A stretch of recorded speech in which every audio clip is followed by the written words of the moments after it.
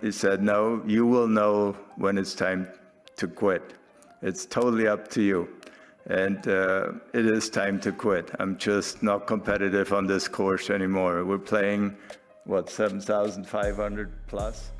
When a flood of angry fans called him a cheater on social media, Bernhard Langer probably knew what was coming. At the 2024 PNC Championship, his team beat Tiger Woods and his son Charlie in a playoff.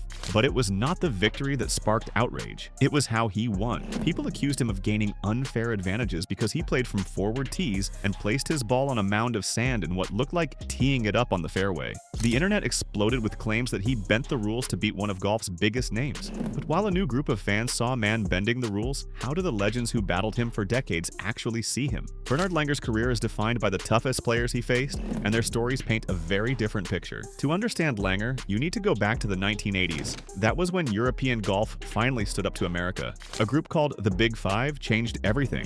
Seve Ballesteros, Langer, Nick Faldo, Sandy Lyle, and Ian Woosnam were all born within 11 months of each other. Together, they won 16 major championships between 1979 and 1996. They proved Europe could compete with the best. At the center of this movement was the rivalry between Langer and Ballesteros. Langer called them opposites in many ways. Sev was the charismatic showman, full of flair and passion. Langer was the quiet technician who kept his feelings hidden. Their styles were completely different, like fire and ice, but beneath the rivalry was a deep respect. Both came from humble backgrounds in countries where golf was seen as a sport for the rich. They fought their way to the top without the help of an amateur career. One story shows how their rivalry was not just about competition. In 1980, Langer was struggling badly with his putting. Seve walked up to him on a practice green, grabbed his putter, hit a few shots, and said bluntly, "Terrible, terrible." When Langer asked what he meant, Seve explained that the putter was too light and did not have enough loft. Langer, who battled the yips 4 different times in his career, later said this advice might have saved him. He questioned if he would have ever won a tournament without it. This moment shows that their rivalry had a supportive side. Sev wanted to beat Langer, but he also wanted him to be at his best. Their battles on the course were legendary. The peak came over 12 months in 1984 and 1985. At the 1984 Open Championship at St. Andrews, the two were paired together in the final round. Sev won with his famous fist pump on the 18th green. Langer finished second. 9 months later at the 1985 Masters, it happened again. They were paired in the second-to-last group on Sunday. This time, Langer played a brilliant final round. He made key birdies on the back nine and won his first green jacket. Seve finished as a runner-up, 2 strokes behind. But their rivalry was about more than personal glory. They shared a bigger mission. They wanted to bring European golf to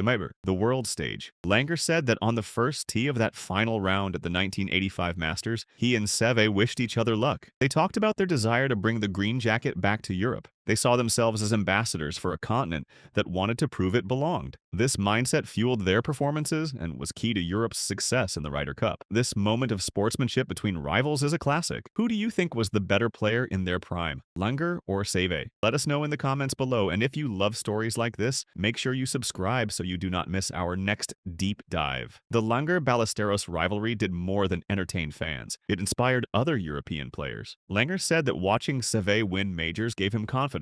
He knew he had beaten Seve before, so if Seve could win majors, then he should be winning them too. Their rivalry showed that Americans could be defeated. It opened the door for the major wins of Faldo, Lyle, and Woosnam that followed. Now let's talk about Langer's rivalry with Hale Irwin. This one is different. It is a 2-act drama that played out over decades. The first act was a single, devastating moment of failure. The second was a 16-year marathon that ended in redemption. Act 1 happened at the 1991 Ryder Cup at Kiowa Island. The event was called The War by the Shore. It took place shortly after the Gulf War, and the atmosphere was intense. Some Europeans felt the American patriotism crossed a line. The entire competition came down to the final match between Langer and Irwin. The United States led 14-13. The match reached the 18th hole all square. A win for Langer would tie the overall score at 14-14, which would let Europe keep the cup as the defending champions. The pressure was massive. On the final green, Irwin made a sloppy bogey. That left Langer with a 6-foot par putt to win the match and keep the trophy for Europe. The putt has been called the single most memorable shot in Ryder Cup history. It grazed the edge but did not fall. The miss gave the U.S. a 14.5 to 13.5 victory, their first in 8 years. Celebrations erupted on the shoreline. The moment crushed Langer. In the locker room afterward, a tearful Seve Ballesteros hugged him and said, "No one should ever have to make that kind of putt." 16 years later, the second act began. This time, it was not about a single moment. It was a long chase. On the PGA Tour Champions, Hale Irwin had set the record with 40 45 career victories. Most people thought that record could never be broken. Irwin won his 45th and final title in January 2007. 9 months later, in October 2007, Langer won his first senior title. He had no idea he was starting a historic chase. Over the next decade and a half, Langer chased Irwin's record with incredible consistency. He won at least one tournament in each of his 16 seasons on the tour. At one point, he won multiple tournaments for 11 straight years. The chase ended in February 2023 when Langer won the Chubb Classic to tie Irwin at 45 victories. 5 months later, he broke the record with his 46th win at the U.S. Senior Open. This time, the mood was completely different from 1991. Irwin publicly praised Langer's pursuit as amazing. Langer said he was deeply honored to tie a great man like Irwin. The chase was more than just about numbers. It was redemption. The missed putt in 1991 had unfairly labeled him in some people's eyes as a player who failed under pressure. By chasing down and passing the all-time wins record held by the very man who was his opponent in that moment of failure, Langer wrote the ultimate response. The excellence and mental strength needed to win 46 times over 16 years proved beyond any doubt the quality that was once questioned. He rewrote the ending to their story. Now let's go back to the controversies. Langer's later career has been marked by two debates. Both involve his careful interpretation of the rules. In each case, Langer operated within the letter of the law, but critics argue he violated the spirit of the game. The first controversy is about his putting technique. In January 2016, golf banned anchoring a putter against the body. The rule targeted players like Langer, who used long putters for stability. Langer adapted. He still uses a long putter, but he holds the top of the grip slightly away from his chest. The rule says the stroke is legal if there is intent to keep it detached, and no physical contact happens during the stroke. Langer and tour officials have said repeatedly that his method is legal because he intentionally keeps the putter away, even if only by a tiny amount. However, the technique has drawn criticism. Golf Channel analyst Brandel Chambly has argued that while it may be technically legal, the stroke is not above reproach and violates the spirit of the rule. Critics say the method looks so much like the banned action that it gives the same stabilizing benefit the rule tried to eliminate. Some video clips seem to show contact, while others do not. Langer has defended himself strongly. He says he is a man of integrity who would never knowingly break a rule. He points out that he has talked to USGA and PGA Tour Champions officials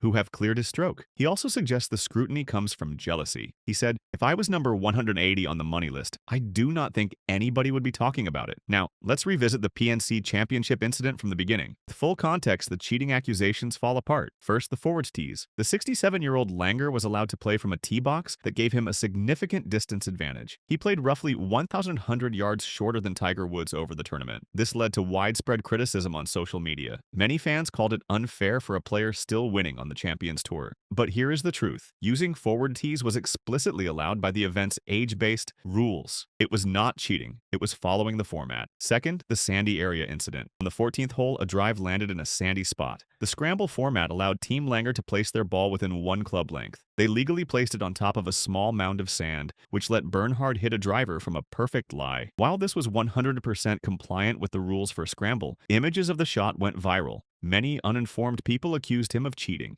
PGA Tour Champions officials quickly confirmed that Langer was in complete compliance with the rules and that no rule was broken. This controversy was not really about what Langer did. It was about the Tiger effect. Langer's actions were entirely within the rules of the exhibition, but because his opponent was the globally famous Tiger Woods, his every move was examined on a huge scale. As one writer put it, if Team Langer had beaten Team Duval in a playoff, absolutely zero people would have batted an eye at this. The fact it was Team Woods had folks examining every move Langer made. The incident shows how celebrity can turn a minor rules situation in a fun event into a major public debate about fairness and integrity. Langer's mistake, in the eyes of many, was not cheating. It was winning against a legend in a way that looked advantageous to a huge audience who did not understand the format. Bernhard Langer's legacy is one of precision, perseverance, and controversy. His career is a masterclass in getting the most out of his talent through careful preparation, understanding the rules completely, and pushing through technical struggles, public failure, and intense criticism. His 2 Masters titles, his time as world number 1, and his unmatched senior tour dominance make him one of a kind. He is a champion whose career shows what happens